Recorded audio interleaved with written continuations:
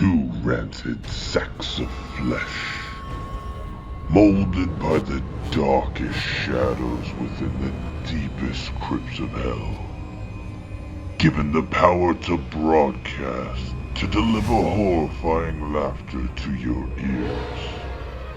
Here are your haunted hosts, Necromancer Nick and Josh the Ripper.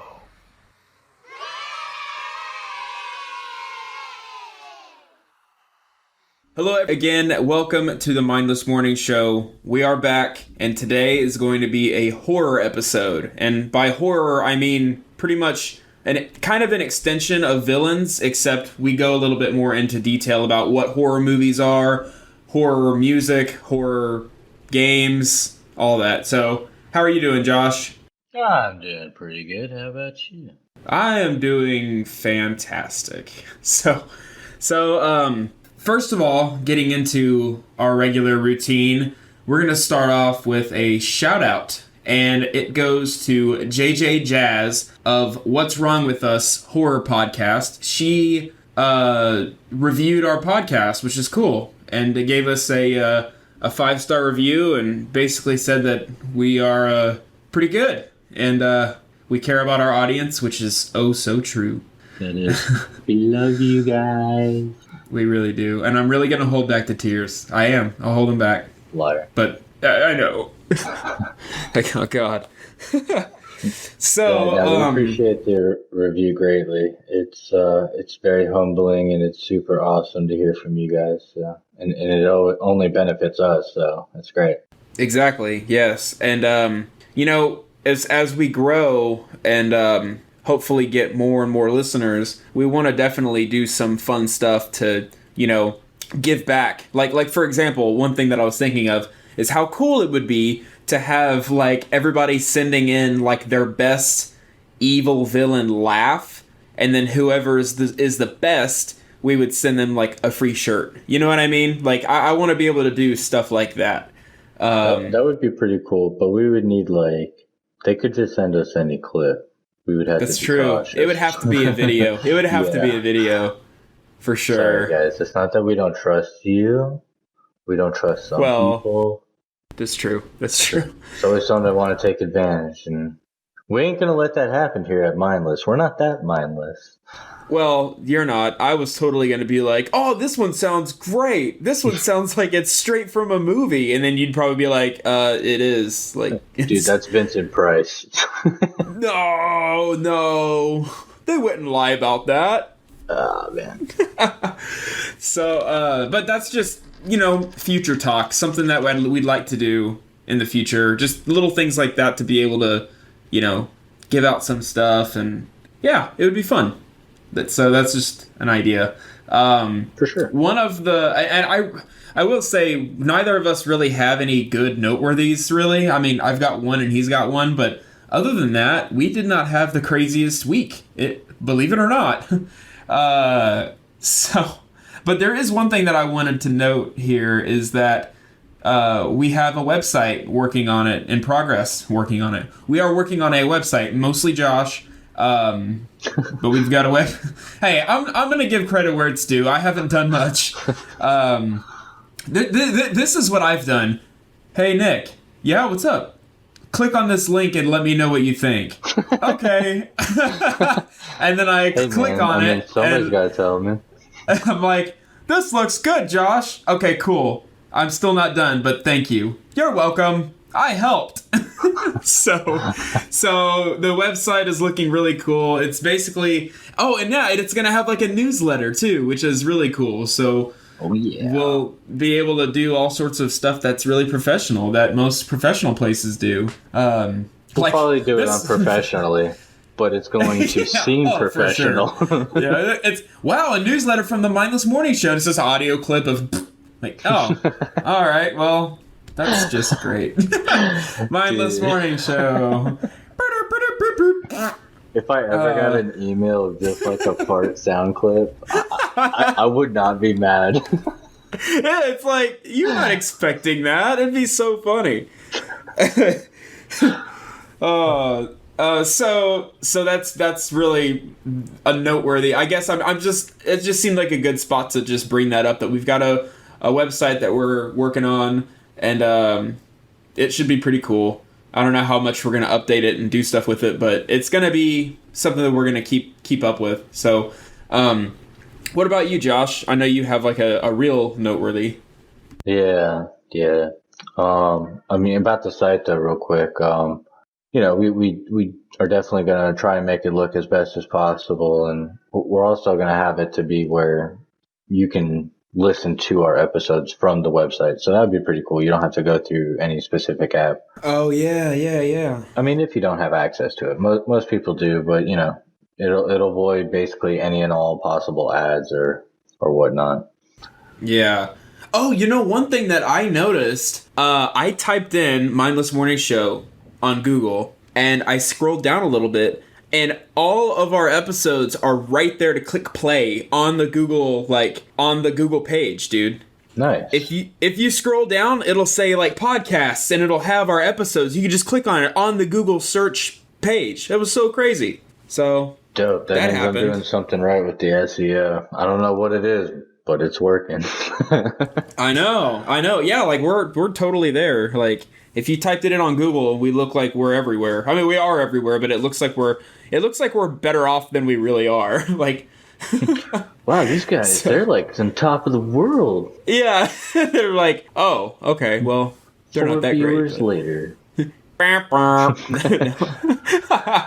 So, all right. Yeah. No, the only noteworthy I really got is I basically my roomie moved out, man. So I got me a new office, and in the process of moving everything and getting everything rearranged, at some point I had realized my washing machine broke.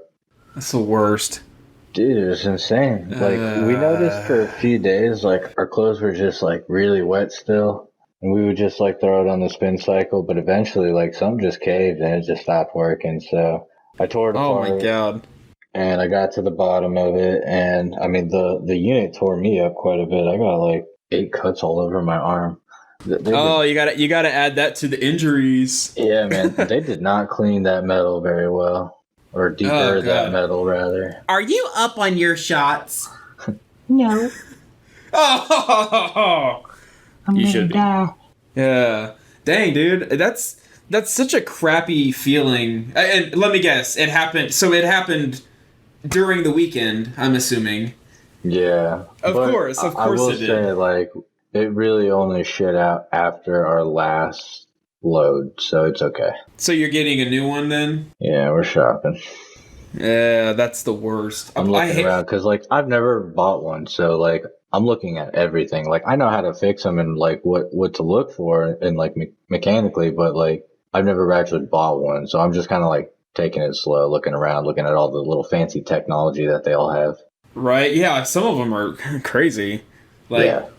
It's like they'll like Bluetooth hook up to your phone so you can like start them when you're like, who is that for? I saw that while I was shopping, and who is that for? Me and my wife literally talked about that today, and we're like, who the hell is putting their clothes in and not just and setting it right there? Yeah. Like, why is that a thing?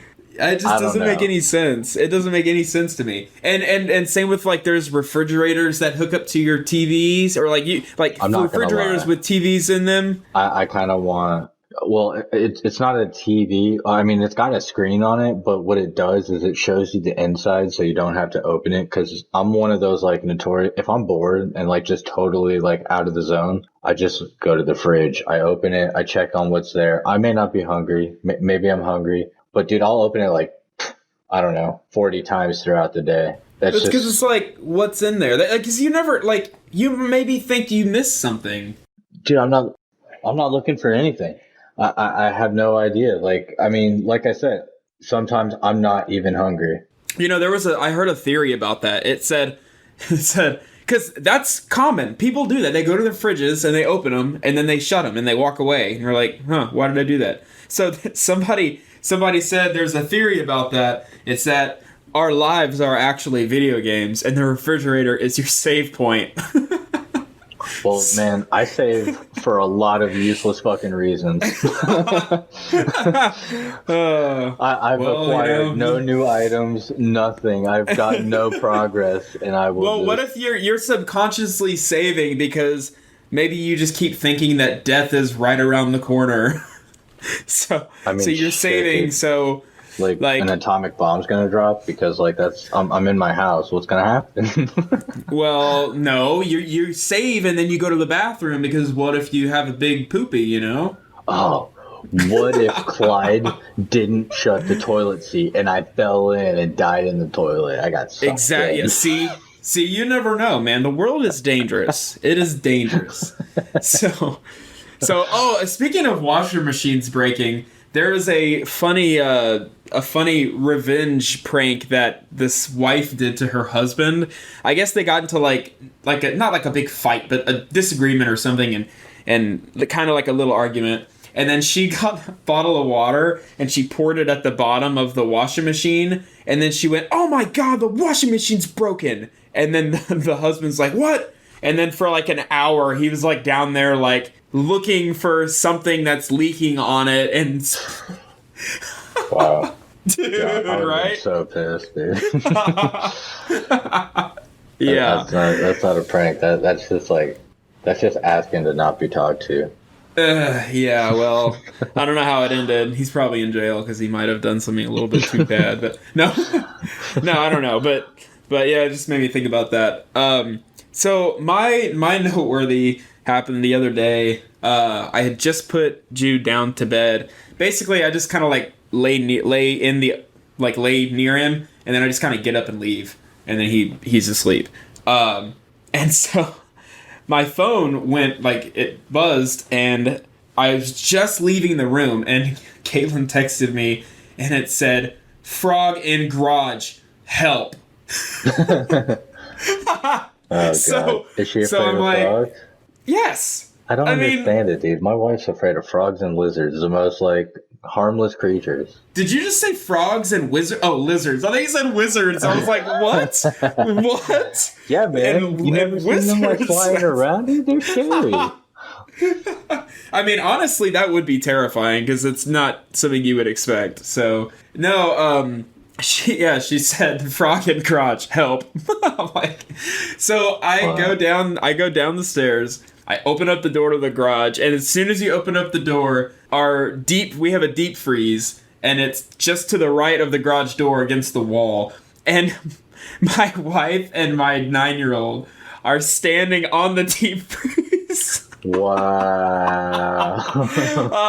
I just started cracking up, and I'm like, "Where is it?" And they're like, "It's right here," and pointed, it's in between the deep freeze that they're on and the regular refrigerator in the garage. And I'm just like, okay, yeah, it's just a toad. He's just chilling. So funny, she's like, "Yeah, get it out of here." I'm like, okay, so it's not like a big story or anything, but it was different, and it's when I opened up that door and I saw them their faces, I'm just like, it's just cracking up, man. Dude, I love it. We'll step outside, and usually I have these shutters on right by the door, and there's these little crevices that all these lizards and frogs can easily get into. Oh, and usually at night, if we walk out there, you'll see they either scatter in there, or sometimes there's a frog on the door or something. So yeah, I won't tell her. I wait to see her reaction. I'll be like, "Oh, look, there's a frog as she's coming out," and dude, she freaks. She hates it. I do some really bad I'll catch something or get something out of the house, and I'll go and I'll throw it out of the house, but I'll keep the paper towel in my hand. I'll be like, "Look, babe," and she's like, "No," and I pretend to throw it at her. I would never do that in real life, but every single time I jokingly do it, she believes it and stop it. I always, anytime I catch anything, I definitely, I don't throw it away first. I chase her with it.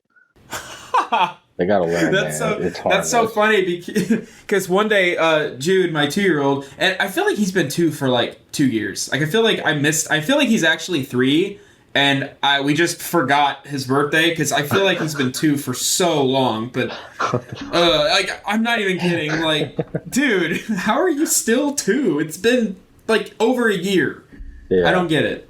But anyways, like, I was jokingly chasing Caitlin around with a bug, and Jude thought that was hilarious, so he found a worm. There was an actual worm outside because it had just rained, and there were some of them like in the dirt by the sidewalk. And he grabbed it and was like, ha ha ha! And started chasing Caitlin with the worm. And he's holding it too. He does not care at all. And this is the same kid.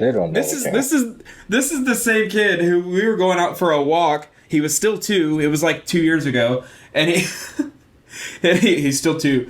And we're going out for a walk, and I was like, "Look, dude!" And I went down and like moved a rock, and there was a bunch of like roly-polies, right? And I was like, "Oh, so cool!" And he's like, "Yeah!"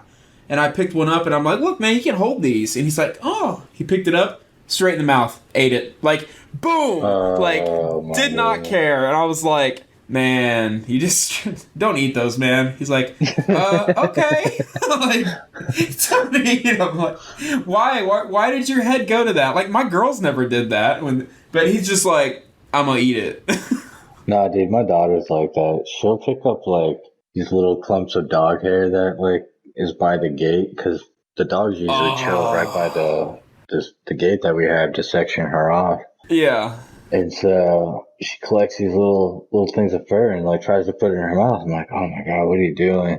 Like we always have to like try and stop her, dude. She's quick, man. Oh, that's such a terrible texture to have in your mouth. Dude, she's like that with anything. Like she wants crumbs. She doesn't want actual food. She'll smash her food up into these little crumbs, and then she just eats these crumbs bit by bit. She takes hours to eat. You were telling me that she takes so long to eat. Yeah, dude, it's fucking ridiculous. Drives me insane. I just imagine y'all just looking at her, just like, oh my god, just eat. She's just like, just like little pieces. Like I like low-key want to like just start food fights with her and just like throw my food at her sometimes. Like it's so agitated. Oh god, yeah, that cracks me up. So yeah, that was the little noteworthy there of the garage toad, and it was a toad, not a frog, but yeah, because frogs are they're wet and they're slimy, and toads are dry skinned, and Toads are the ones that you like to get high. Well, yeah, you would know that, Josh the druggie. No, man, you never seen Hypnotoad on Futurama? That and the Family Guy episode where they're licking toads. Yeah, I remember that one. That's what I thought. Yeah, like Meg took the hit for it and all that. Yes. So I actually never licked a frog. That's utterly fucking disgusting. yeah, I haven't either. I've never even thought to do that. So I don't think I ever would either. Jude does. He's crazy. No. Oh, really? They get all like foamy mouth, right? Like not in a dangerous way, but in like a I'm really high way. No, my one hound, she does it all the time. I don't understand. Maybe she likes getting high. I don't know, but I think dogs do, man. It's possible, but she'll sit there and she like sways back and forth, like vibing, like just left and right, left and right, left and right. She's hearing music, man. Yeah, dude, she won't lay down. She just sits there and she's just like, Bro, this frog is so wicked. It's a toad, dummy. Oh, yeah. Yeah, that's how I know, like, when she got into something. I see her and she's just over there and I'm like, oh, come on, again. We need to have a talk. Yeah, she's out of control. So, today's episode is horror, and by horror, like I said earlier, it's yeah, there you go, right? Yeah. And I will say that sound I would like, and that sound I actually did that kind of quiet. I do it really, really loud when I like chase my children around, and it doesn't scare them anymore because I've done it forever. But if somebody was like visiting our household and I started doing that, they would be like, you're going to traumatize your kids. But I've been doing it for so long, that creepy scream laugh thing. But yeah, I would like chase them around doing stuff like that. But with horror, we're gonna talk about like one thing that I definitely want to talk about is like the old horror movies and how watching them nowadays is more comical than anything else. And I want to kind of get into the reasons why. And so I've got some pretty fun ideas, I feel like, about what makes a good horror movie and what makes like the ones that if you were to make a horror movie right now and you tried to do the same things that they did back in like the 80s and 90s, people would just laugh. So horror movies have definitely had to change a lot of what they used to do to fit an audience that's a bit more used to the same old routines of what horror movies used to do. So that is one thing I want to get into later. That's pretty sad though. Like horror movies, the classic ones, man, they were great. They were amazing. And yeah, key word is were. And they still hold up for a nostalgic mind. But yeah, no, I still enjoy them. I prefer them over the newer ones. I'm a totally desensitized person. Like I can watch deaths all day. Real life ones, movie ones, I don't care. It doesn't faze me anymore. But I don't care for horror movies with so much gore. Like, if you're putting people through a wood chipper, like, all right, whatever. But, like, I want the horror movies that, like, really mess with your mentality. Like, you're gonna, like, not be able to sleep that night because you're gonna think, that could happen. And exactly. And that brings me to, really, it isn't exactly horror movies that make you scared. It's the thriller type movies where it's like there's things that are happening quickly and it's scary and they gotta move and they gotta go and it's not as jump scary. It's more like creeping you out over the movie, like eerie things that happen is like Signs. Yeah. Signs is more like a thriller horror than just a straight up like slasher horror. Yeah, dude, I love Signs, and I mean, oh, absolutely, M. Night Shyamalan is great. Like he's just an amazing director. Sponsor of the show. On my on my list here, I have The Village is one of my favorites. Yes, that's a good one. And that's by him. And one thing that like completely sold me on the idea of this movie and made me love it so much more. I went to go see it in the theaters, right? Sure. So I go and see the movie. I come out. You've seen the movie, right? Yes. So you know how like they would put like the little red blood splatter on the doors and stuff to like mark themselves that they're coming and things like that? Yes. So at the end, I'm walking out of the movie theater. All of a sudden, every single door has all these red things. I'm like, what? Ooh. They got all this little blood splatter decal on the glass doors, and I was like, that's really cool. That is cool. I thought that was neat. And the movie was great itself, but I mean, for movies that like really play with the mentality, one of them that I really enjoyed was Shutter Island. Yes, that's a good one too. I mean, that is a great one. Leonardo Dicaprio. I mean, come on, phenomenal actor, dude. Yeah, sponsor of the show. Yeah, and he's just amazing. And dude, that movie, when I first saw it, like I was watching it with my dad, and dude, my dad is so good at like predicting stuff. Like he's like, I already know what's going on. I was like, no, you don't. And he's like, I already know. And I was like, no, you don't. So he tells me, I was like, that's outrageous. Yeah, at the end of the movie, the whole twist comes about, and I'm like, yes, what? Yes. You know what? Hey, plot twist. He read the book. No, I don't think he did. He doesn't know how to read. That's right. Well, no, it's not even that. He's just a workaholic. Not even that. He's a workaholic like me. He doesn't have time to read. Yeah, that's true. Words hard. Yeah, for real. He's a coder. He's a programmer. So I do actually have like a little bit of a story, and I know you do too. So I want to get into those here. The first one, and by story, it's like kind of horror related, be it a movie or something like that. But when I was really little, like in elementary school. And this isn't like a ghost story or anything like that, but the reason why, for me, this stuck in my mind as like a scary memory is because I had never seen anything like this before, and it really stuck with me. So when I was little in like elementary school, the house that I grew up in then was it was like at a dead end. So you'd go all the way to the end of the street, and our house was the last house on the right. And after that, it was just fields and undeveloped land. Well, there was 2 rival high schools that I guess had a football game or some sort of game. I did not know the exact sport or whatever. But they planned to have this huge brawl, like big ass fight. And I guess they chose to do this at our street. Nice. Like right at the end of it. And the reason why it freaked me out is because it was late. And all of a sudden there was just honking and lights, like cars everywhere. And I looked out, I got out of my bed and I went like to the front window by the front door. And there was like purge happening outside. Dude, it was so scary. There was like, I mean, they were for real. They had baseball bats and crowbars and shit, man. Like, it was not like it's a friendly 50s fight, see? No, it was like straight up weapons were involved. And oh my God, dude. They were like starting to hit the cars and shit. And I'm just like, I'm just a little kid. I shouldn't be seeing this. Like, it was so crazy. That's right. I forgot you said this happened when you were little. So okay. Dude, I was in like elementary school. Oh, all right. Yeah. All right. I was seeing guys with like bats and crowbars, and they were like screaming at each other and like pushing each other and starting to fight. And there was like dozens of guys, dude. It wasn't just like a little small. It was like a ton of people out there right outside of our house. Some of them were in our front yard.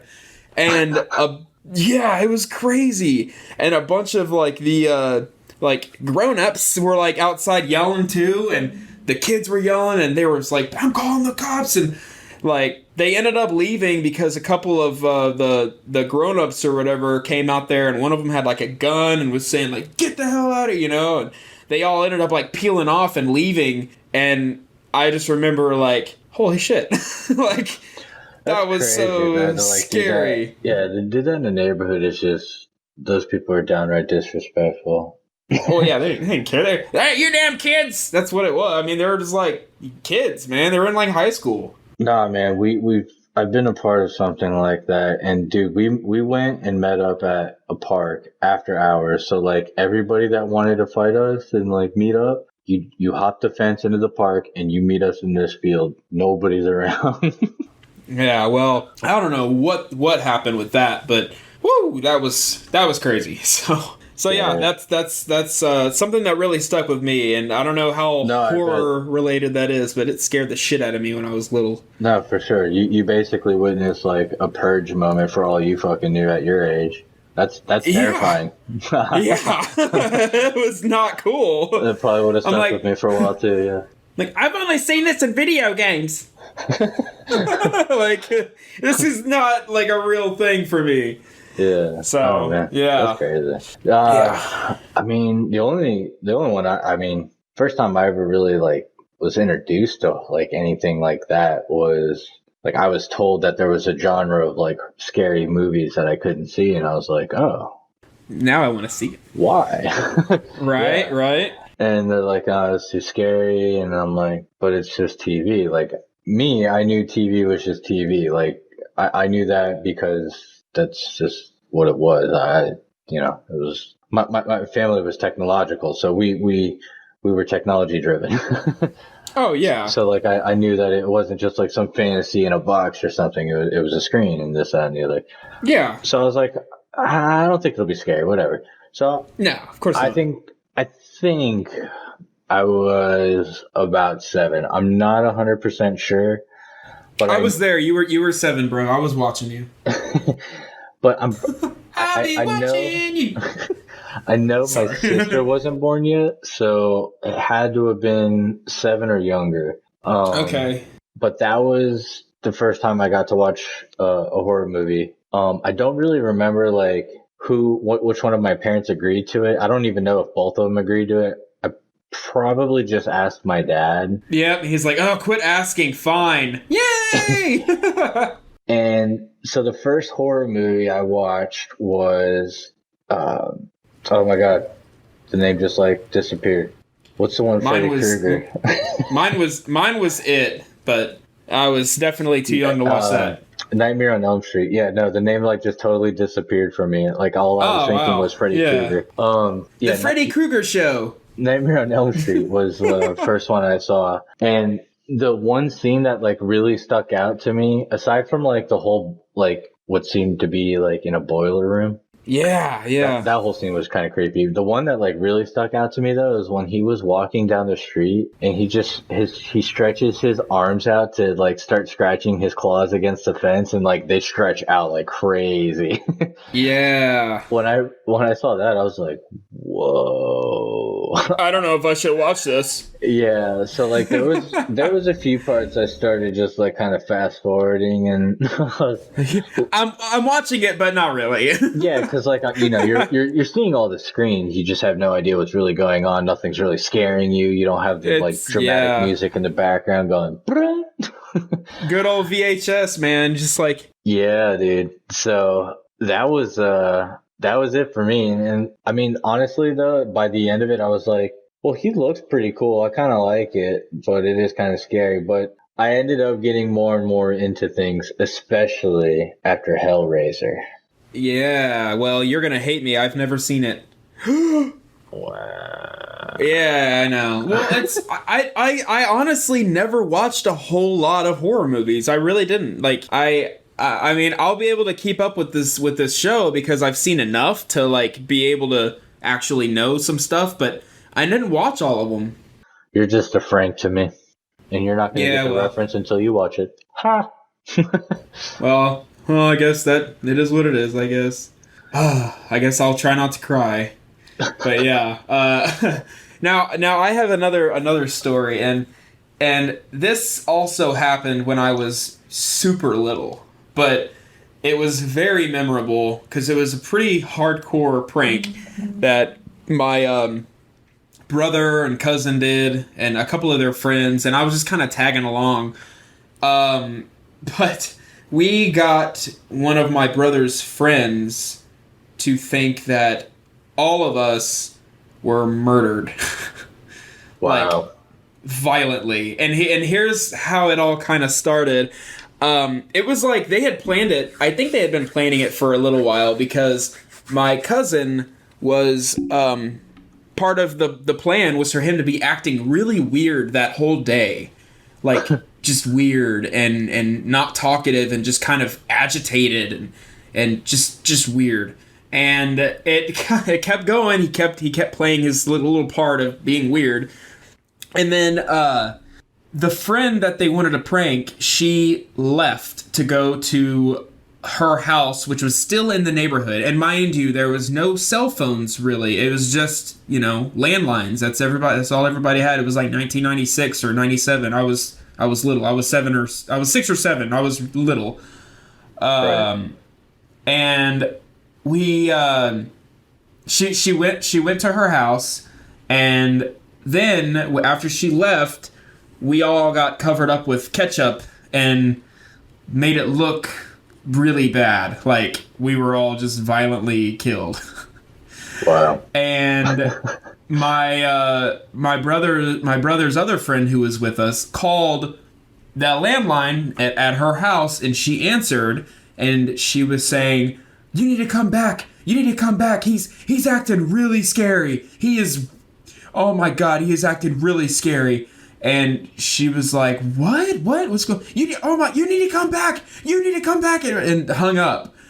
And she came back and opened up the door, and everyone is laying like there's on the couch. There was 4, including me. It was 5 of us, including me, and my cousin was the one that was supposed to be the one that killed us. And she came in and saw this horrific scene of everybody dead, and it looked bad. And my role was to be dead in the back bedroom, and the reason why they did that with me is because I was the one most likely to get up and be like, "Ha ha!" Because I was young, So I just heard her like freaking out, and then my cousin was holding a knife and started banging on the window and banging on the back door and saying, "Let me in! Let me in!" and like banging on it. and she was freaking out. And I guess then they got up because she was starting to get like really like freaked out. So then they got up and was like, "We're just joking." You think? Yeah. I'm surprised you guys didn't put her in a fucking psych ward. Oh my god, dude. Oh no, that's where she's at. Yeah. She's still there now. No. I don't know. And this was like my brother's people. I was just kind of there, but I remember they were laughing, but I don't know if she was, but yeah. No, she definitely wasn't. I don't even think she would look back at it and laugh. She'd be like those assholes. It's like, yeah, that was horrible. That was terrible. I still have nightmares. Oh my goodness. Wow. Wow. Yeah, that was the great murder catch-up prank of 1997. Your family is full of some traumatizing pranksters. Yeah, well, then I'm no better, faking a seizure on I-35 on the highway. Yeah, no, not at all.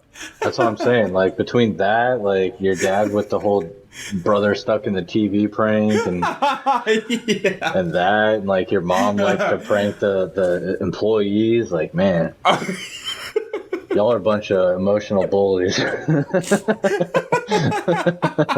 I never thought of it like that, man. And eventually, and it sucks because I really want to say this, what my mom did. I want to say it so bad, but I really want to save it for like our prank and nonsense episode that we're going to eventually have. So I got to save it, but I can't wait. It's going to be so funny. Okay, all right. Well, we'll obviously we got to hold those off, even though I don't want to. But I mean, I got pranks that like aren't making people think they're going to fucking die, but you know, I got pranks. Not mine. Every one of them is doom and gloom. Yeah, like, for real. It was funny, right? No, I thought I was going to die. Yeah, but it's funny, though. Okay, it was funny. Yeah. Yeah. So, I mean, hell, it certainly gives me some stories, that's for sure. Yeah, no, I hear that. I mean, dude, you want to hear stories. The very first, like, big time, I guess, Halloween party or even, like, major sleepover I had. And when I say major sleepover, it wasn't like me going over to one friend's house and it's just us two or vice versa. Like, this was like a whole party of like people just staying in a basement. How old were you? Yeah, I have no idea. I'm really bad with 25. Like, remembering dates and stuff. This would have to probably be... You were little though, or like... Yeah. No, I was really young. I was probably... I know my sister was born, and she was probably like 4, so I was probably like 9, 10, or 11. Somewhere around there. That's close enough. Give me a visual here. So we go to this Halloween party, and I mean, this kid's house was like huge. And his parents were like hardcore into Halloween. Yo, they made like this entire like little walkthrough tent outside. Where, that's like, cool. You know, you're putting your hands through like the guts of spaghetti and like eyeballs and stuff. Yes. And like just like cool things like that. It was dope. Those mini games, classic. Oh yeah, dude, and fog machines and like the whole night. Like it was dope. But that's cool. So yeah, we stayed over. It was like me, the kid that lived there, and like, I don't know, maybe like 12 other people. And we were all chilling. God, I bet that was a loud party. Those parents were probably like, I regret this. This is so loud. Dude, no, we were pretty chill. Like, because what happened was so this was like the real scary movie for me at the time that I watched. And it was called 13 Ghosts. Oh, yeah, I've seen some of that. Yeah. Dude, honestly, I love the movie now. But, like, then, kind of freaked me the hell out. Yeah. I remember the door cutting the guy in half. Yeah. Dude, there's a lot of crazy things that happen. But, like, dude, I remember the kid that lived there. I honestly don't even remember their names. But he peed himself. No. So like, funny. How much of the movie have you seen? I've seen bits and pieces, but man, I couldn't tell you. So right, it might go over my head. In the tub? Yeah. All right, so that scene when she's in the tub and she like stands up and like she's got no nipples. Dude, the kid paused it and he's like, what the fuck happened to her nipples, bro? And like me at the moment, like I was sitting there like getting kind of freaked out. I didn't care if like I was about to see like a boobs with nipples or without. Like I was freaked out. Yeah. And so like when he said that though, it like kind of broke me. It was funny. And like we were all like, what? Dang, that's hilarious. Yeah, dude. So like I was just freaked out, but by the end of it, we got through the whole movie. Honestly, like by the end of it, I really enjoyed it. It was cool, but like it was still spooky. Now, now I can watch it and like be like, this is my favorite part. Watch this. Watch it. Yeah. Watch the blood. And yeah, no. So, dude, we were all like in the basement, and we all had like our little sleeping bags, whatever. Yeah. I wake up at the middle of the night. I had to go to the bathroom, and I was probably like 3 kids in to the huddle. Oh yeah. Of where we're at. So I'm like having to sneak around. Dude, I'll just pee right here. It's fine. I guess one of the kids was awake. Like he couldn't sleep, and I didn't notice he was awake. Dude, he grabbed my ankle. Oh my god, no. And I was so close to pissing myself. Dude, I screamed. Everybody else woke the fuck up. Like, I screamed. Way to go, Josh. I would have too, dude. man. Dude, it scared the hell out of me. I mean, I would have probably screamed as an adult if I was in a similar situation and I'm like half asleep meandering to the bathroom and someone grabs my foot. Yeah, dude. I mean, why did he do that? He was trying to get my attention quietly, but then scared the shit out of me. Backfire. Let me quietly get his attention. Grab. Yeah, no, made me wake everybody up. Scared me to death. It was so funny, bro. Oh, you probably screamed like, oh!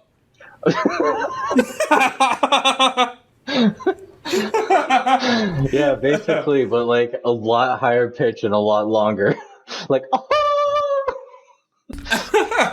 They're like, wow, that sounded like a wounded animal. Oh, dude, it scared me. I was wounded. I do. My soul left my body. Yeah. Like, you know, on Bugs Life, when like all the ants are charging at the grasshoppers, and that one guy's soul just like, oh yeah, yes, it just poofs right off of him. That's it. Like, dead. Yeah. Oh, that's great. Oh, that's good. That's good stuff. That's good stuff. Yeah. Yeah, the first horror movie I ever watched was It, and I don't remember when that movie came out, but it had just come out on like VHS or whatever. It's a good movie. What? Yeah. The old one, right? And yeah, I was definitely too young to have watched it, man. Because I remember like laying in bed and I just kept hearing, "Come on down here, Georgie." And I was like, "I'm okay. It was a movie, Georgie. Come on down." Like, dude, I gotta admit, man, I hadn't watched it until probably I was about 15 or 16. And it was creepy still, but like it wasn't one of those things that like one of the like more traumatic experiences previously talked about. But I mean, I thought it was a good film. I didn't really appreciate it as much as I did until like I watched it a little later on when I was like in my mid-20s. Yeah. And the new one, I can definitely take an appreciation for the revamp or the revision rather of Pennywise. Like, I think it was really good. Sure. Like, don't get me wrong, I love the old Pennywise. I think the fact that he looked innocent and looked like a happy good old clown was it. That was good. Yeah. Oh yeah. But I had to say, like, the way they redid Pennywise, it's terrifying. It's awesome. Yeah. So and I know, like, my aunt, she is deathly terrified of clowns, dude. Yeah.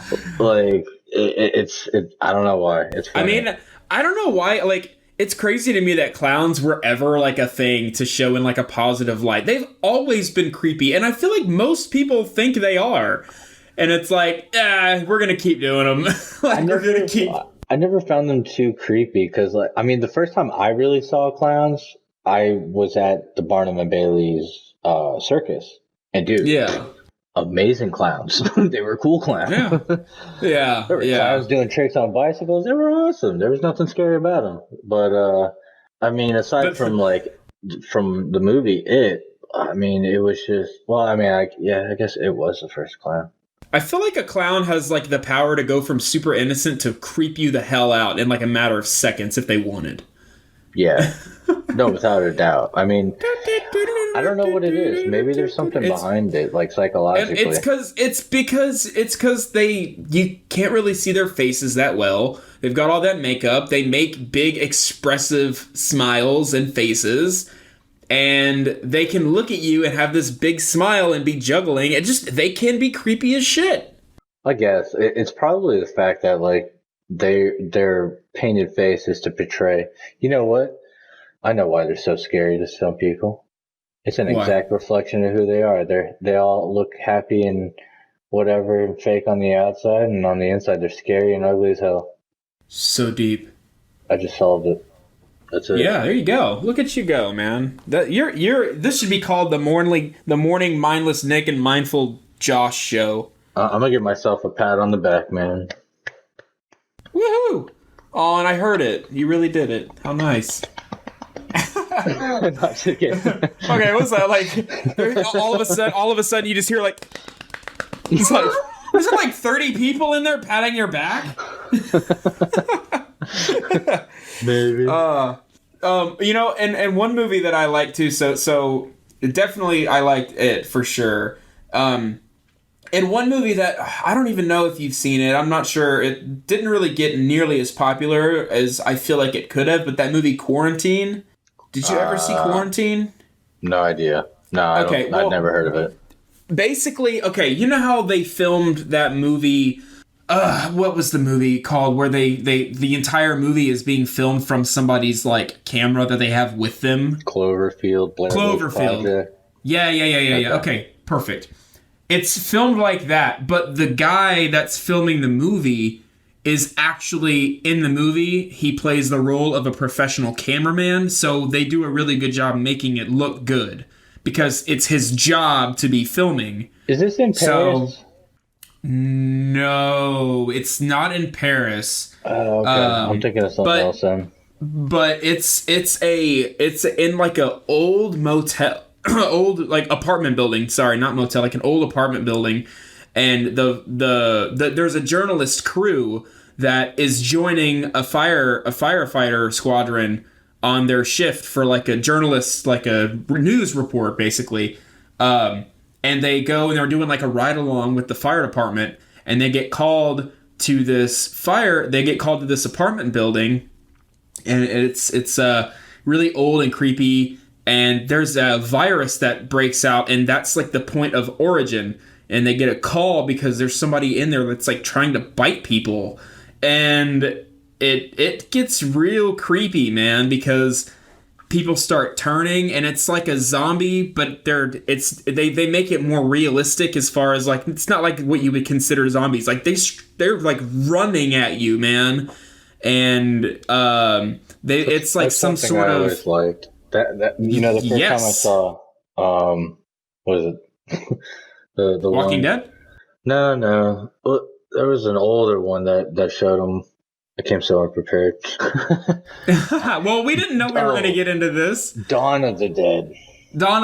Yeah. They're like running. Yeah, that was the first time I saw zombies run in any movie, and I was like, "Oh, yeah, that's a game changer." Okay, yeah, dude. Yes, yes, exactly. And in this movie, it's the same, except they end up getting like quarantined into this small apartment building by the government, and there's no one can get out, and it's really good. It's really good, and the reason why I liked it is because the camera, you're right there with them, but it's not done in a crappy way to like, you know, a lot of people say that, oh, that's making me dizzy, and it's not, but it's like the guy is like a professional cameraman, and so he's got a good arm to do it, and so they kind of make it make sense. They're like, you need to get all of this because they can't keep us in here. You need to capture all of this, and he's like, I will, like, and they like film it, and it's filmed really well. and it's really good, man. I like films like that have like that touch of where it's like a personal recording. Yeah. Oh yeah, the whole thing is, and it's really cool, man. Like they keep trying to figure out ways to escape, and yeah, it's called Quarantine. So anybody wants to watch it, I really recommend it. It's a little old. It's a bit old. It's I don't know, like maybe 11 or 12 years old, but it's really good, really good. I think one of my favorite films that has that type of filming style of being like a camcorder and whatnot. It's a foreign film, so and I don't believe there's any dubbed over because like it.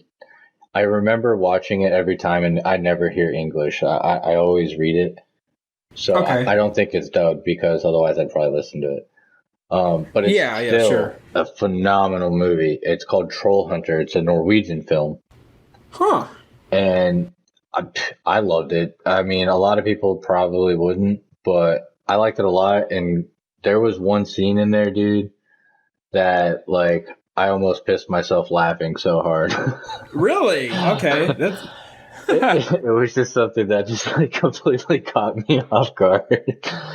And it's just the funniest thing. So like I definitely recommend watching it. Well, yeah, man, that's definitely something to check out. I've never heard of that one. Yeah, no, it's a great one. One of my favorite ones though is like every Halloween time is I'll watch Shaun of the Dead. Yes, that's such a good one. That's like a classic, and it's I wouldn't call it. I guess I don't know. It's never really been a horror in my eyes. It's definitely been more of like it's funny. A comedy. It's a parody thing, like one of those scary movies. Yeah. Scary, yeah, for sure. That's such a good one. When I first saw it, it cracked me up, and it started my love for the actor Simon Pegg. Like he's great. I liked him, and I don't remember the other guy's name, but he's cool. And in fact, actually, now that I think about it, the roommate that lived with him, the real big business prick. Yeah. Okay, he is the guy that plays Tick, the Tick on the new Amazon. Oh, no way. Okay. Yeah. Oh, that's cool. And so, dude, it's great. But yeah. And they sponsor the show. Yeah, absolutely. Amazon. Jeff Bezos. I'm going to get in trouble one day. Like, you need to quit saying that everybody sponsors your damn show. No, man. They're going to have to do it, or we're going to just keep saying they'll do it. Oh, yeah. Eventually it'll be real. They'll be like, yeah, whatever. Yeah, those guys make a lot of funny stuff. Yeah. But I specifically love Shaun of the Dead, and it's on Comedy Central every October. Of course. Have you watched it yet this month? I don't. I have not. It's been a busy month so far, but I do definitely plan to as it gets closer. I have it on DVD. You know, another one that I find, I guess I won't say funny, but have you ever seen Eight-Legged Freaks? Dude, I love Eight-Legged Freaks, and I feel like that's a very underrated film. I totally agree. Dude, the CGI really holds up. Like it looks really good. I didn't even think about that, but honestly, yeah, for its time, it was great. Yeah. And if any of you aren't familiar with that movie, it has a very basic, like, okay, a bunch of spiders get mixed in with some toxic waste, and then they end up growing, and they're huge. Dude, it's like it's like a play on the original, like, really old ass horror, like black and white, where like all the ants get really big. Yes, but I will tell you, if I have it on my list for horror movies, because if you are an arachnophobic, this is the scariest movie you will ever see in your life. Yeah, that's true. Well, I mean, maybe. As far as I'm concerned, yes, it's true. I mean, if you're arachnophobic, you will not be able to sit through the movie. Dude, I've only known like one person that's like really arachnophobic, and it was so funny. Cause like I would mess with her all the time, and dude, like really extremely arachnophobic. Like there was one time we were standing in line to get some food. We were at Universal waiting at the Panda Express line. Yeah, there's a Panda Express at Universal City Walk. And we were standing there, and so like I just decided I'm bored. I'm gonna fuck with her. So like I pulled up a picture of like this really cool looking spider, and I was like, "Hey, check this out, dude!" She flung my phone way out of my hand, like hit the dude in the line in front of us, and I'm like, "Oh my god!" I was like, "I'm so sorry." That's awesome. That is awesome. She would never watch that movie. I wholeheartedly believe she would never. And if she did, she's really brave. So I'm curious then, like, and for those of you that have never seen it, I mean, the entire thing is just full of massive spiders. I mean, they're like the size of cars, and they look real. They do a really good job. And they got those jumping spiders too, man. They're leaping like 60, 100 plus feet at you. Yes, and like the ones that are like have trap doors, and they just like come out of the ground and just boom, grab people. It's crazy. So like, I'm wondering if somebody with arachnophobia watched it by the end of it. Again.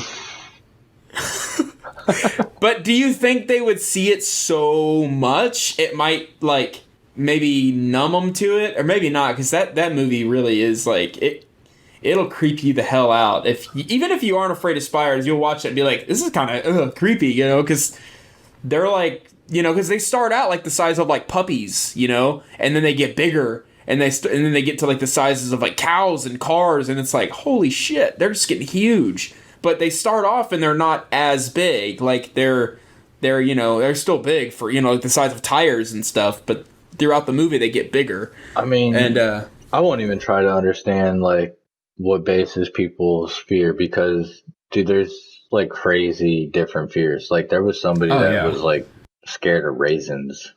Well, yeah, it's me, bro. They're scary.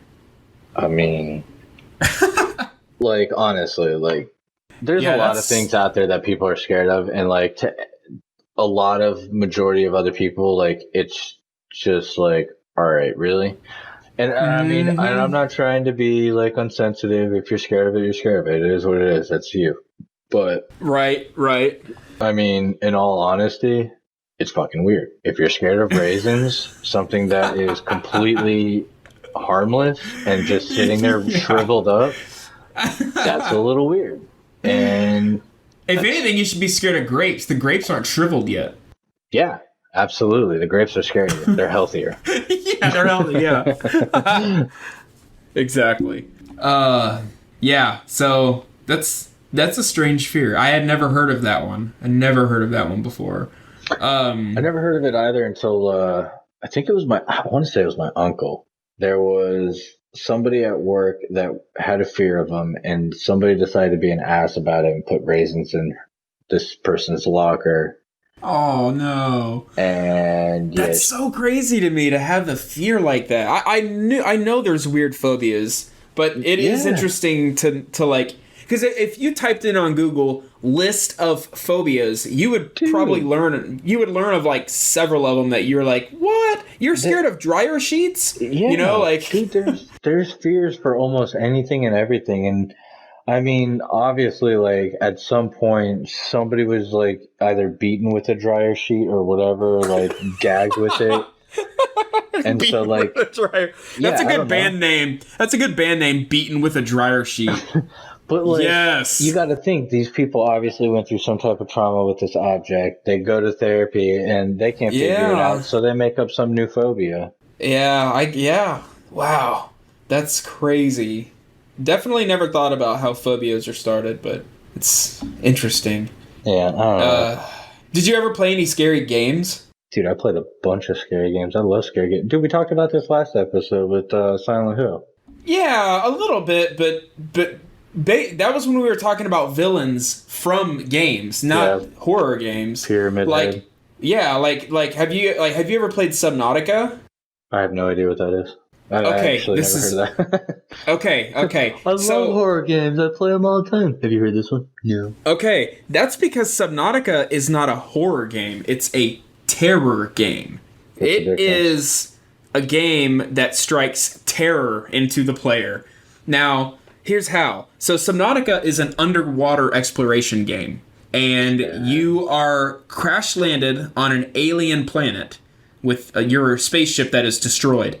and you have to survive by discovering things underwater to use to craft things and to eventually get out of this planet. The reason why it's a terror game is because there are sea monsters in the freaking water, dude.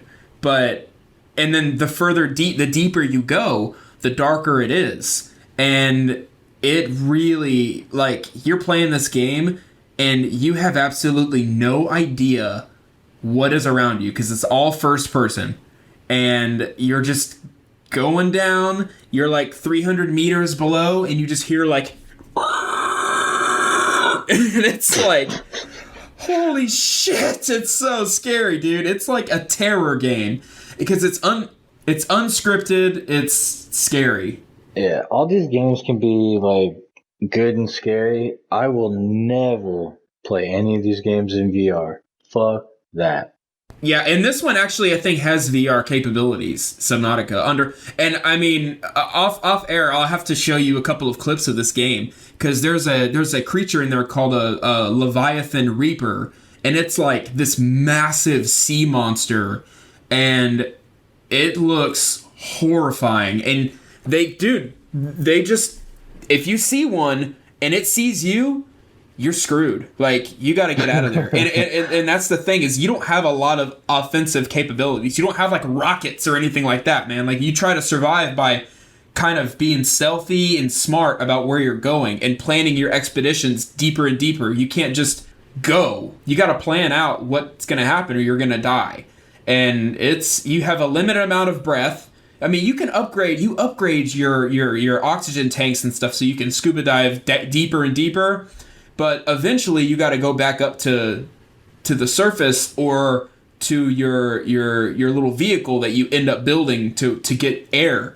So it's like you're constantly on a time limit. You're constantly being hunted by something, and you're trying to scavenge for survival because you have a food and water meter. And it's like, that's why I say it's like a terror game, because it's really creepy. It's really creepy, but that one is definitely horrifying. Yeah, I can't say I've heard of that, but I'll definitely check it out. I mean, I'll definitely send you some stuff. Yeah, I'm all for games that like I don't have to like be in any type of VR. Like, I mean, that's just me. Like the VR sometimes gets a little too immersive. Yeah, well, there's stories of like people playing VR and they're so into the map, they're so into the shit they're doing that they'll like try to climb on something that's in front of them in the game and like fall and hit their knee because they were thinking that they were actually going to climb on it. You know what I mean? Oh yeah, no, for sure. Like I see those videos all the time of people like literally jumping. They think they're jumping off a building and they just like jump and face plant on the floor. It's like, what? Oh god! Like it's the funniest thing to me, but I mean, like I don't get that immersed. I'm just saying, like I don't want something popping up directly at my eyeballs.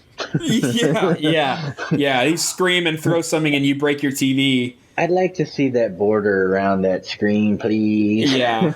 You like to know you're safe by a little bit of realism.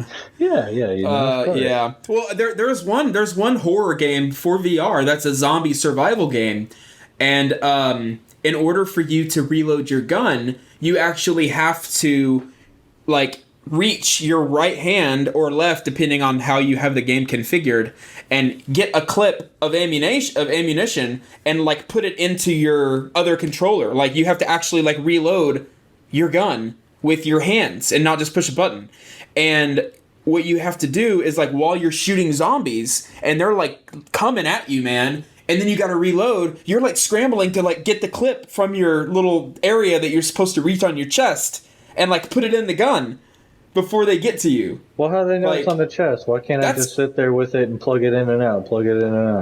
Well, I mean, because the way I was watching, like, one of those guys playing it, and he was, like, doing it, and he's like, oh, crap, and they were just, like, coming at him, and he just couldn't, it looked like it wasn't as easy as you'd think. Yeah, unless he was just being dramatic, which I guess he could have been, but it looked pretty creepy, and that was all VR, and it looked real. It looked really, really good. That whole thing's really cool, and I mean, I'm all for like the technology evolving and advancing even more on VR, especially with like the gloves and stuff, where they can like, I don't know if you've seen it, but like it'll like cause pressure on your fingertips. So like if you like went and picked something up in the virtual world, like it'll feel like you picked something up. Yeah. That's amazing. And then they got like the suits and stuff that'll vibrate and things like that. You know, there's cool when you things take that damage. make it that much more immersive. Yeah, and I mean, eventually, dude. Yeah, like Ready Player One. It's gonna be just like that. Yeah, which I don't see being a good thing, because that's gonna make people really. I mean, I feel like that's part of a dystopian society when fake life is better than real life, and you got everybody wanting to be not in the real world. That's kind of. I mean, that's kind of freaky. It's not very far off from like. It's not. Because I mean, you got to think like a majority of the big tech companies are the ones that run the world. So you know, they got the most money involved in everything. Yeah, it's crazy. So it's kind of like something that you're like, I wouldn't mind delving into it a little bit, but I could see how it would take over everything, and like it would just be creepy going to. The store, but you're going into a game and going and buying stuff online that'll get delivered to you, but you're doing it as an avatar in a game. I mean, there's so many weird things that I could see coming out of this. We'll definitely get on that on the AI episode, because there's like a lot of things that I would like to. Yeah, for sure. We'll definitely have an episode about that. We can have an episode about like literally anything and make it go for at least an hour and a half. No joke. Like icons. Sure, we can talk about different icons for an hour. We won't, but I'm just saying we could. Speaking of icons, no, I'm just playing. Another one that I played. Did you ever play Fear? Fear, the Fear games? There was one that I had tried for a while, and it was because, oddly enough, at the time I was going to this library. And I wasn't going there for books. They actually had a section of Xbox 360 games. Okay, yeah. Our library has PlayStation and Xbox games. Dude, I couldn't believe it. When I saw it, I was like, what? Yeah.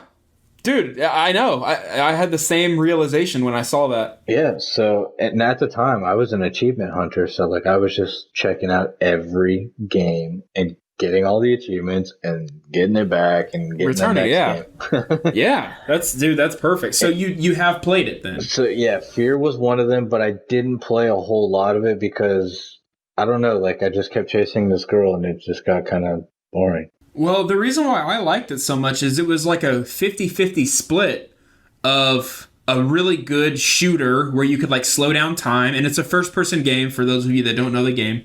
It's a first-person shooter, and you're fighting, I guess, these government agents or somebody. I don't really know the story, if I'm being honest. But the reason why I wanted to bring this game up, because it's attached to a funny story, kind of. It's the only game where I screamed and threw my controller. Okay. And so this is how it happened. So you mentioned chasing the little girl. So once again, for those of you that don't know the game, there is a ghost girl that is haunting you while you play the game. So you'll be like fighting guys and you'll kill all these dudes, and then you'll like continue down the hallway, and then like the lights will flicker and a door will slam, and then it'll fly open again, and there's this ghost girl standing in the doorway with her head like twitching in different directions. Creepy. Yeah, she looks like the girl from The Ring. Yes, she looks like the girl from The Ring. Or like white long shirt, whatever. Yes. And like you'll walk toward her because you have to, and then like she'll glitch and disappear and then like reappear right in your face and then disappear again. That was one thing I thought was cool though. I will point, now that you mentioned, I will point that out. I thought it was really cool to see a ghost that had a glitch effect. I don't know why. Yeah. It was the first time I seen it and I was like, oh, that's pretty dope. Yeah. So it's funny because like I was playing that game and my friend was next to me and I made him laugh because there's one of the levels is like you're in like an elementary school, which is and everything in the city is like abandoned and desolate and destroyed. So you're in like a abandoned elementary school, and there's no power or there's no electricity, nothing like that. And you have this gun and you're walking through the elementary school, and I was in the hallway, and this elementary school had a bunch of lockers, and you're in the hallway and the lights flicker and all of the locker doors just go and just open all the way down the hallway. And I just went, hello? And my friend just started cracking up because like they do that shit in movies. Like, there's somebody there. Yeah. It's not funny, guys. But like obviously all of the locker doors are swinging open by themselves. Like, hello? So, but that's not, obviously I didn't throw my controller and scream after that. But what was scary, and I was playing this by myself, it was at nighttime. I was really immersed in this game, guys. I was playing it.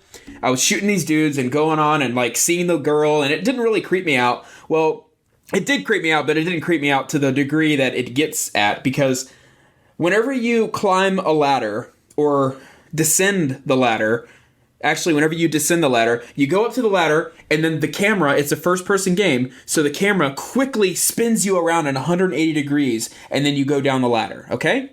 Well, the game does a really good job of having you do this, like 4 or 5 times. You're going down like this big tower, and you keep going down these different sections of the ladder. You're like, okay, going down a section, down a section, down a section. You see where this is going?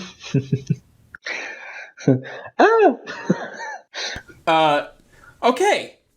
And remember, when you go down the ladder, the game has the animation of you quickly spinning at 100 degrees and going down the ladder. And the last time you descend the next set of ladders, it turned, and that girl's right there in your face when you turn to go down the ladder. And I go, ah! And threw the controller, and I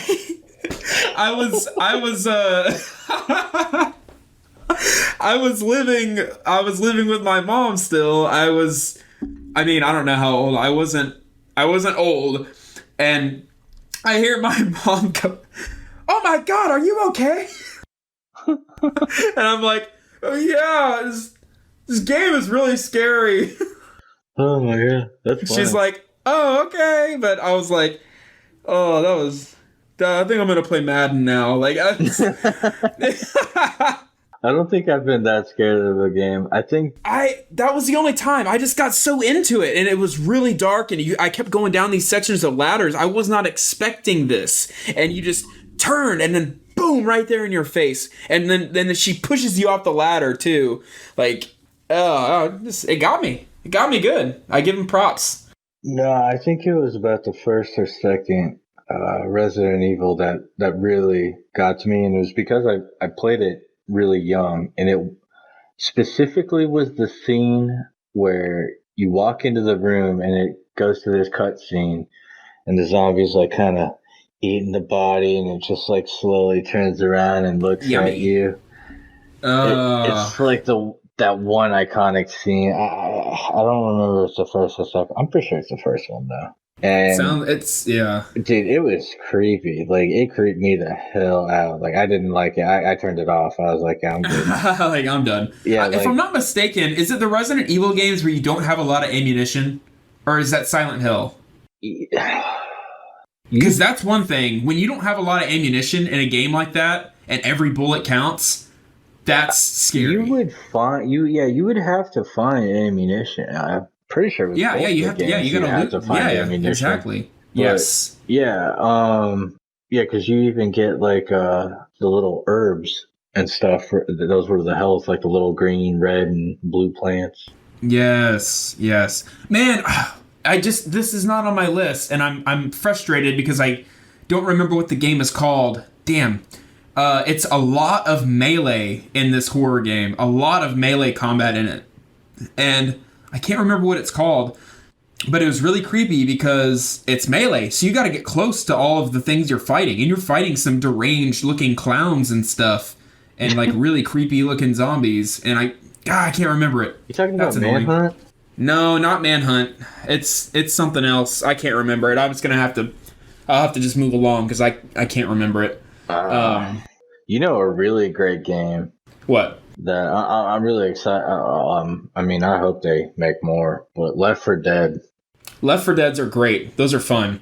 Those are very arcadey, but in a good way. Yeah, it's in a so good way. amazing. The first time I played it, it was great because my dad and I we would sit there because it was co-op too.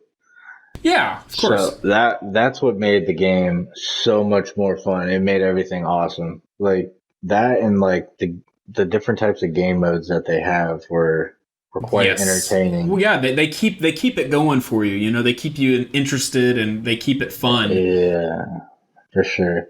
It was definitely one of my more favorite ones. It wasn't necessarily scary.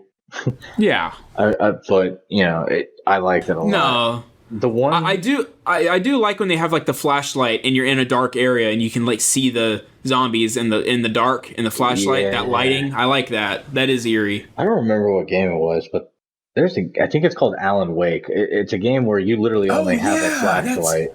Yes. I started playing it and I was like, well, this is bullshit. But then you use the flashlight to like kill things with like overcharging the light or whatever. But you have to like scrounge the batteries. Yeah, no, I never got to that point. Oh, yeah, I just got my flashlight on and I was like, this is stupid, dude. I can't do anything. I got to run and hide. This is crap.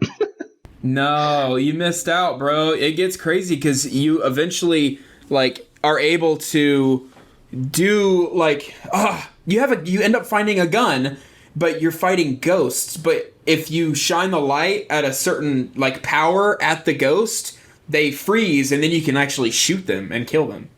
I didn't even know you get a gun at any point. I thought it was only you get a gun later on. Yeah, well, it was creepy, especially whenever you could actually kill them because then they started like charging at you fast. But yeah, that was a good one. I guess I've played more horror games than I thought I had. Honestly, I didn't think I played them that much, but I mean, I'm remembering a lot of these. So hooray me! I mean, I'm throwing my controller and screaming. It's fun. Have you ever played Dead Space?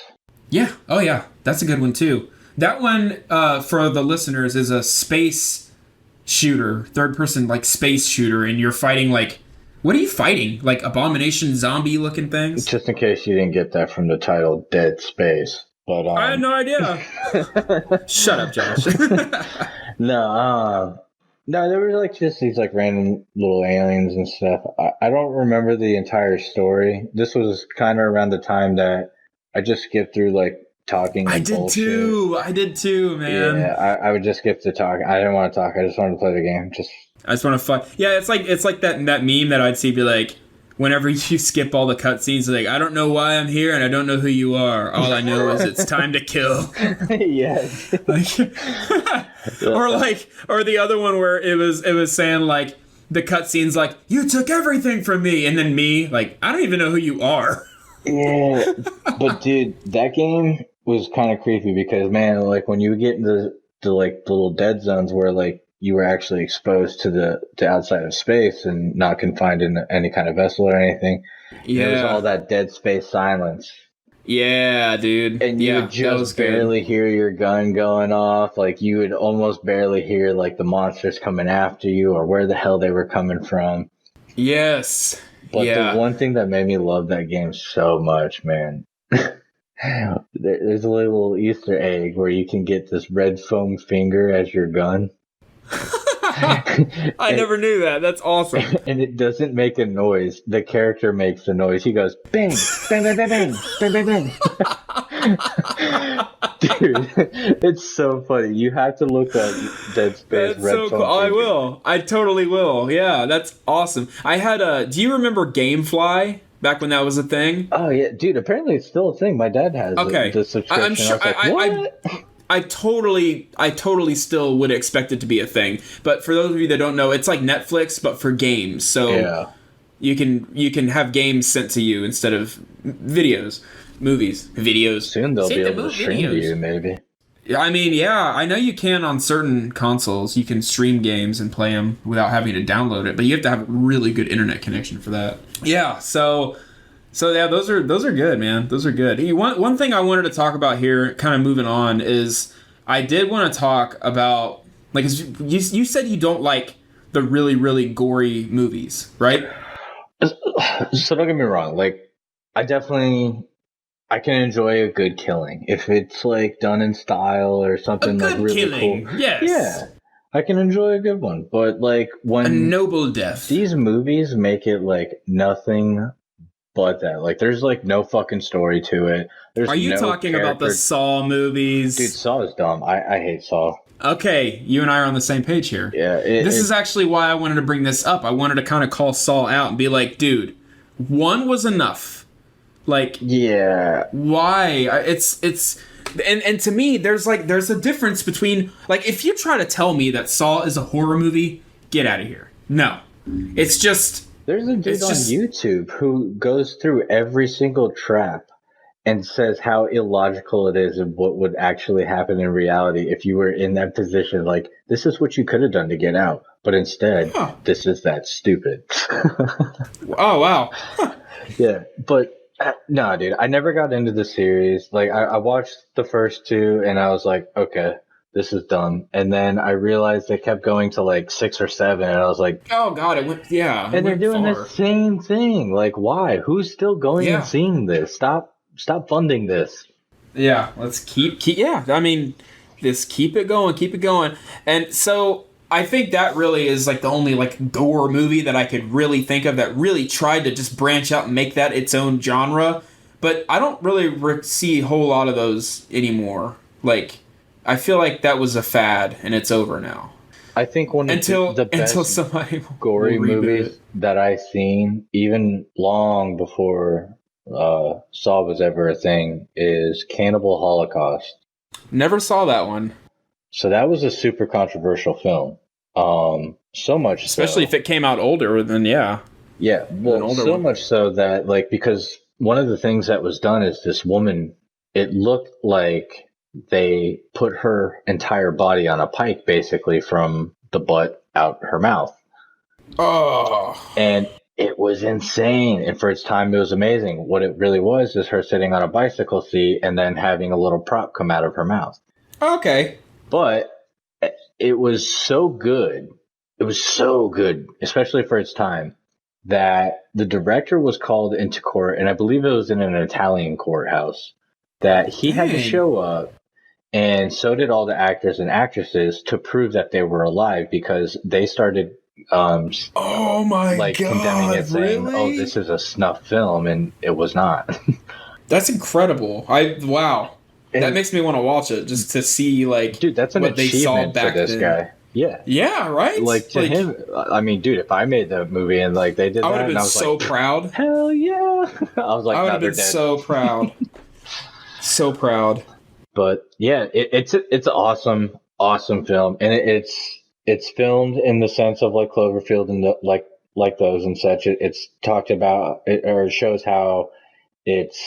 Basically, they go on this island, they come across this tribe of people, this, that, and the other.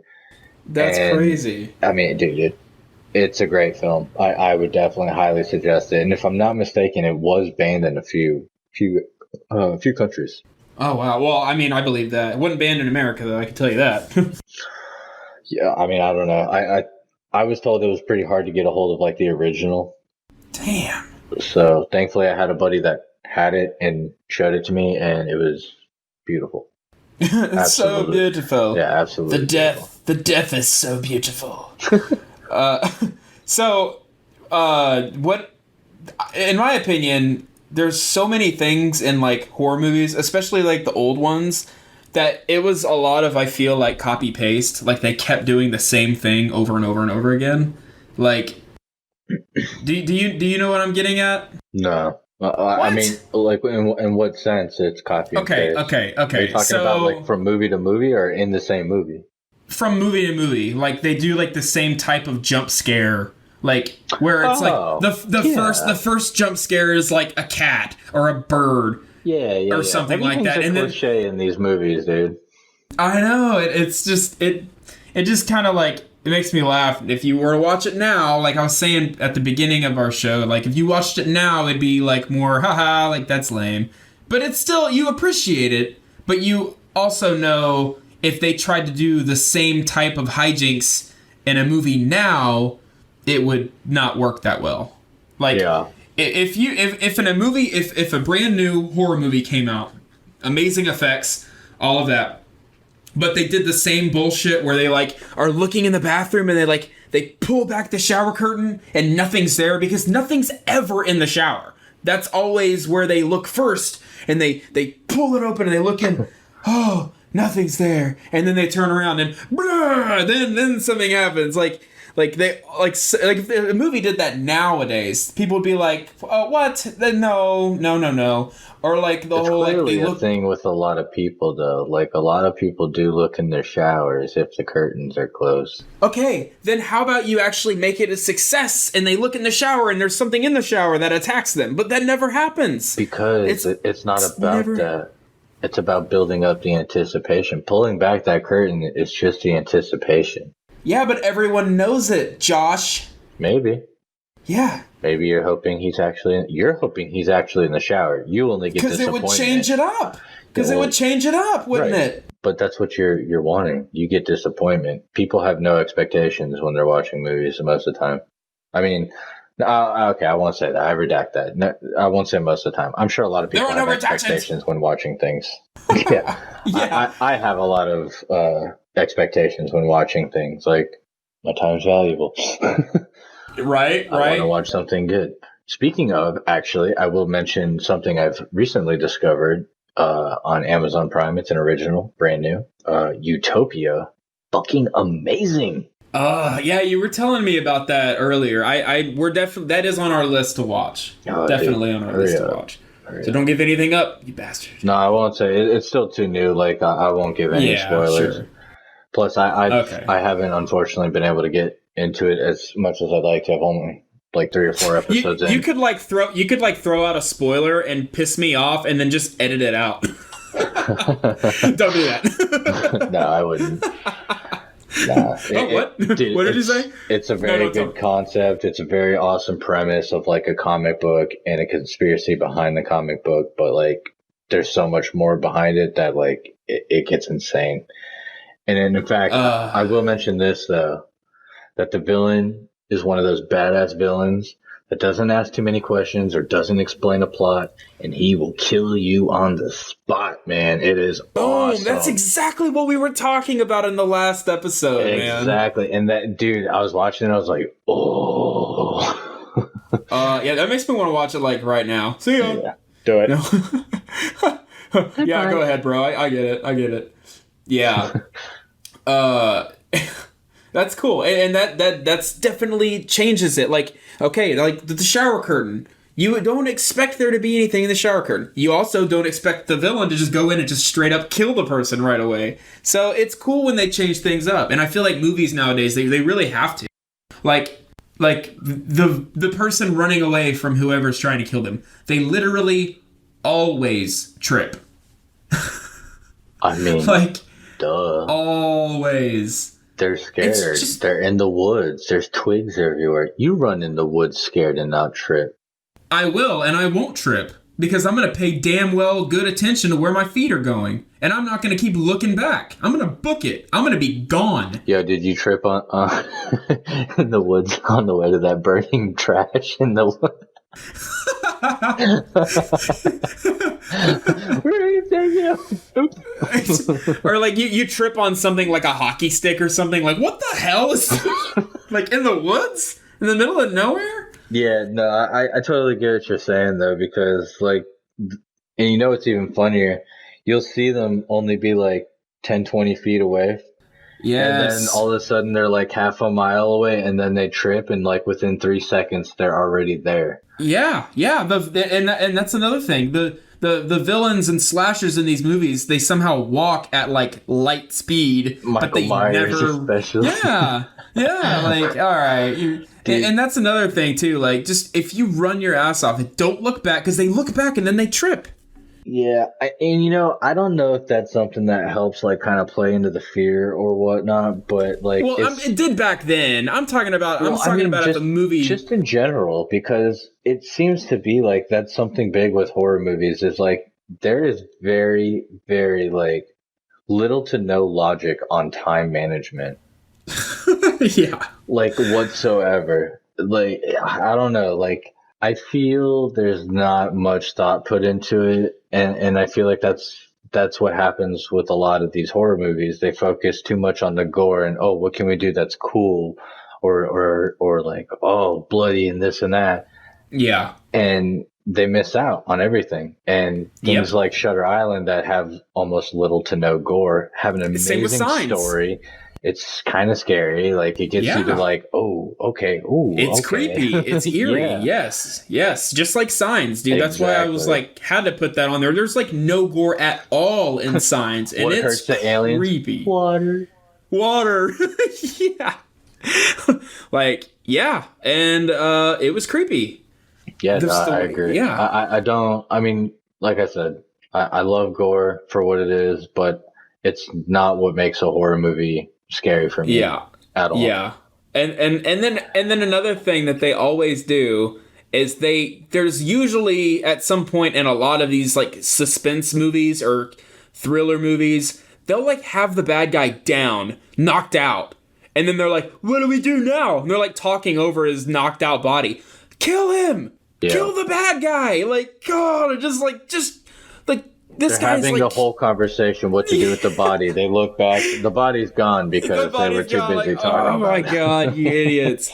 We hit him with a sponge. What do we do now? He's out cold. Well, you like how they always go and hide in like the farm or like somewhere where they're going to be cornered and can't escape. Yes. Yeah, like just like idea. Straight up bail. Just bail. And like, another leave thing, the country, leave the state. Like, that's what you're going to do if you're being chased like that. Yeah, and another thing they always do to like warm you up to the horror of the movies, they kill the pet. Oh, come on, don't kill the pets. They got to sell it, man. Yeah, they got to kill the pets though, man. Like all the time. You got to really sell their terribleness. So like anybody will kill a person. No, like it takes a real shitty person to kill a pet. That's true. That's true. Like that's true, bro. That really sells it. Like, oh, he just killed Chica, the little Chihuahua. So he means business. Yeah, he's pretty screwed up. Like, and then in like the old, I don't know if they do it in the newer horror movies. Like, to be honest, I haven't seen a new horror movie in quite some time. Yeah. But I know from everything that I have seen, like in almost all of them, like they split up. Like, you go over here and go to the woods. Don't do I'm that. gonna go over here into this closet. Okay. Yeah, you guys go that way. I'm gonna go that way. Like, always. Don't do that. You don't even have weapons. You have a reason to do that. and then like it's funny too. They always split in the most like cliquey of groups. Yes, so like they do. They have a group that's not going to get anything accomplished. They have a group that's going to be totally fine, and a group that's going to find out in between. Like, okay, these guys are doing great. These guys are already dead. Fuck, what do we do? Yes, exactly, all the time. And one thing that I always like too is, and I said this quote earlier, but it just makes me laugh every time I hear it. But whenever like one of the guys is like, "Come on, guys, this isn't funny," I just can't get enough of that. Like that line gets used so much in like horror. Like, "Come on, guys, it's not funny anymore." It's like cracks me up. It's true, man. It's crazy. Like, I mean, sitting here talking about it, like going through them all. Like, it's crazy how many cliches, like, so many movies have. Yeah, that atmosphere is, like, usually really similar. I feel like people don't know how to properly do horror. Like, well, I won't say people. Like, a majority of, like, these horror people, they suck. Yeah. Dude, Rob Zombie's movies absolutely fucking suck. I love Rob Zombie. His Halloweens suck. Yeah. Well, that's the thing. There's so many things that they could be doing, I feel, that would make it a lot better. And I actually have some ideas for those. But I do want to get through a couple more of these cliches that I have because they're, like, so many of them. The person who gets in the car, they start the ignition, and what happens? They're trying to start the car. Oh, come on. And then the person gets close, and then it starts. So you're telling me that your car is not working right now, this one time, because somebody's chasing you. They just drove it up there to that cabin. They just drove it. And now it's like, I'll wait till the killer gets close and then I'll start. Like, come on. And I mean, if you made a long road trip up the hill, into the middle of the woods, into that cabin, your car's in good condition. Yeah. But no, not if a killer's chasing. So, guys, remember, if your car doesn't want to start, you better look around you and make sure there's not anybody coming after you, because Yeah, obviously that's what's happening.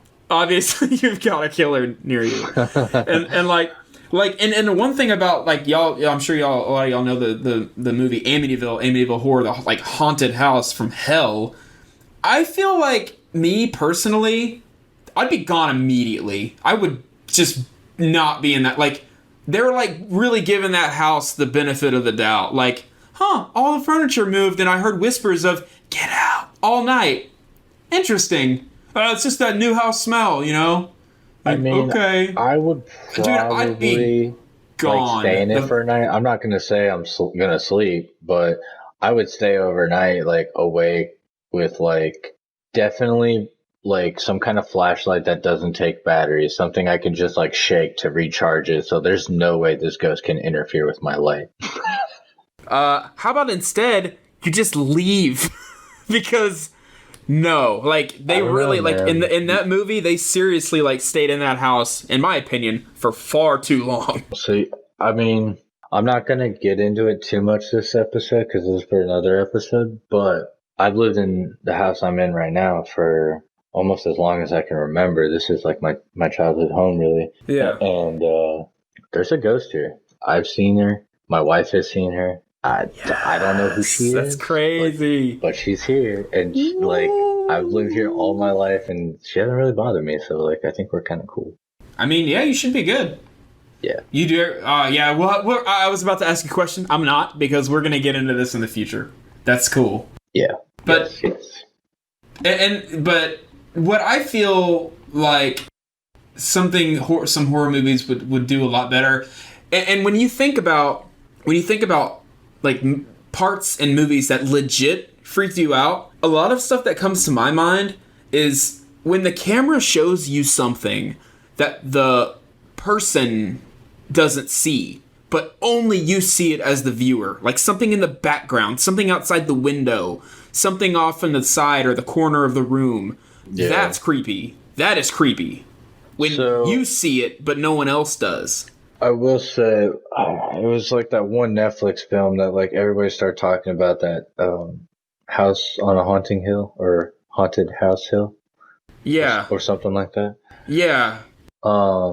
So everyone's talking about how scary it was, and like it made some people like shiver or cry, and I was like, oh, okay, cool. Well, let me check this out. Right.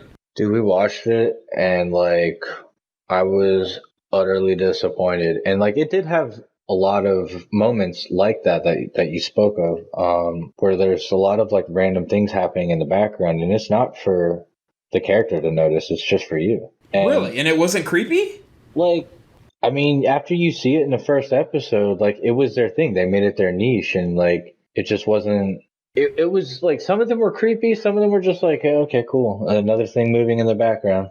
All right. They did it too much. They did it too much. Yeah, like I'm saying, it was their thing. So okay. I don't know. For me, the show sucked. I thought it was dumb. I didn't think it was scary. I ended up I stopped watching after like 4 or 5 episodes. I think I only had a few more, and I was just like, whatever. I gave it enough episodes, in my opinion, that I stopped. So you know what? That made me think. TV shows can't pull off horror. I beg to differ. It's got it. So which show for you was like actually freaky? American Horror Story. They're good. I like that leather guy creeped me the hell out. Yeah, he was creepy, but he was only in a couple episodes, and it wasn't like a. Well, okay, so it was the hunch that it was that one kid, Tate or Taint. Yeah. His character was very creepy and eerie, because it was like a kid I could understand in the sense of like, I don't know, maybe one of those that like really commit those bad crimes, like maybe Columbine or something. Right. So there was just that little bit of like his dark mentality that made it very eerie. But I mean, a lot of their things were definitely predictable, but I feel like they did very, very well with a lot of very creepy things. They do really good stories. They have really good stories. But like, they definitely do it in a very creepy sense. So I will give them that. Like, there's been times I'm just kind of like, oh, okay, shit. Let me pull my feet up in case anything comes out of the couch. Right. Yeah, that's true. I feel like it's harder for a show to do it than a movie, because the show's got to keep it scary for a long amount of time. And a movie's just got to fill a couple hours, man. I feel like that's a given, though. Like, that's something you know going into a TV series. Like, and I think that's why they're beating movies now, is like you're getting that character development, you're getting all that backstory. That's what people like. Yeah, that's true. That is very true. I totally understand that. And one thing, and we're probably going to wrap it up here pretty quick, but I did want to say one thing. Did you watch Jeepers Creepers? Oh, I love Jeepers Creepers, man. Okay. We're due for one this year, right? Oh. He's going to wake up again, man. Yeah. 2020 ain't done, bro. Yeah, right. Oh, God. Oh, hooray. Well, one part that really stuck out to me, and it's one thing that I feel like I like, that I feel like horror movies should do this more often, is show...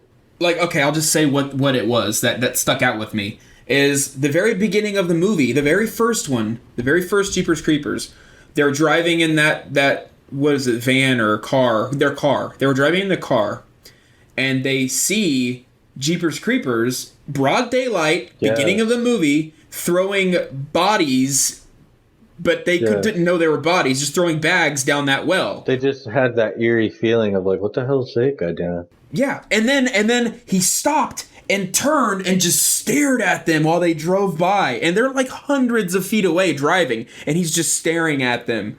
And I'm like, that's creepy. That is creepy. For sure, dude.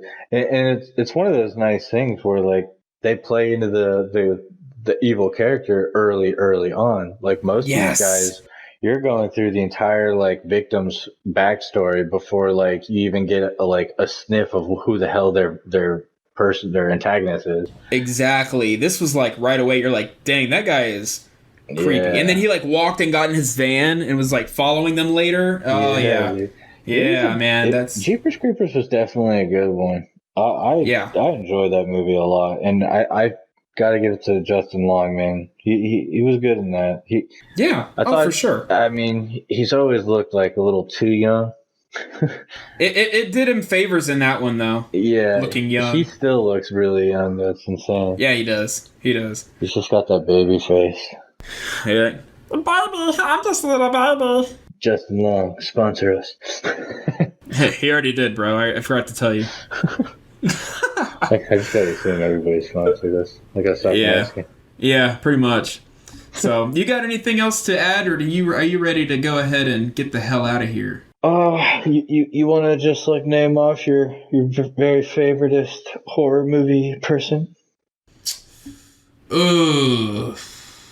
I'm gonna have to say Pennywise, and I think that's because he was like my first introduction. So when I think of like a horror movie, I really do think of how Pennywise, like, okay, and I guess I will say the scene of it that got to me. Not only was it like the "Hi, Georgie," that was creepy, of course. Yeah. But whenever the kids are looking at the history, the book, the history of their town, and they're looking at the book and they see the picture, and then the pictures like come to life, and you see all of them moving, and then you see the clown in the background, and it's Pennywise, and he's dancing, and then he runs up to the book and he starts screaming at the kids like, "I'm gonna get you! I was like, that's a creepy thing. I'm too young for this. J.K. Rowling stole her moving newspapers from it. Right? Yeah. So I'm gonna say Pennywise for sure. I don't know. I wouldn't say maybe it's not horror, but have you seen the new Invisible Man? I have not. I will say it is the only movie that has done the character of Invisible Man any justice. It is phenomenal. Really? And I think It was a really, add that to the list too. Yeah, it was a really, really, really good version of The Invisible Man and made it creepy in the sense of like, oh man, like if that were real, like you wouldn't fucking know. It was insane how his suit looked and everything too. But what platform is that on? I'm not really sure. I didn't stream it, so. Oh, okay. Yeah, I couldn't tell you. I'm sure I'll find it eventually because I like the sound of it for sure. Oh, dude, it was great. But I will have to say, as far as looks go, I would have to say Satan from the movie Legion. I'm just thinking like, yeah, just Satan from the Legion. I mean, Satan's awesome, but yeah, from the movie Legion, I think it's like one of the best renditions of how he, like, not obviously how he looks, like it kind of looks ridiculous, but I just think it's like one of the coolest renditions of how he would look. Okay, okay. I'll have to check that one out too. I got a growing list here that eventually I'll probably never get through. Yeah, it's cool, man. I mean, if and when I move to Texas, we'll get you on a pop culture like getaway. Oh yeah, that'd be great. We'll go in the cabins and like watch a bunch of stuff. We'll leave. That sounds like the start of a scary movie already. Yeah, we'll leave Caitlin and Vanessa at home though, so like it won't be like that scary. We won't run into those split up clichés or anything like that. Oh gosh, yeah.